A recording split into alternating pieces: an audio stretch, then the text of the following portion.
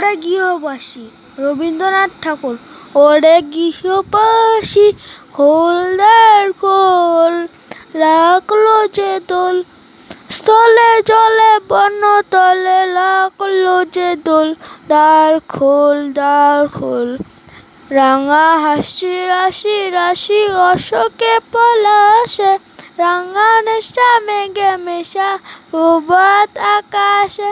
নবীন পাতায় রাঙাই রাজ, দ্বার খোল দ্বার খোল।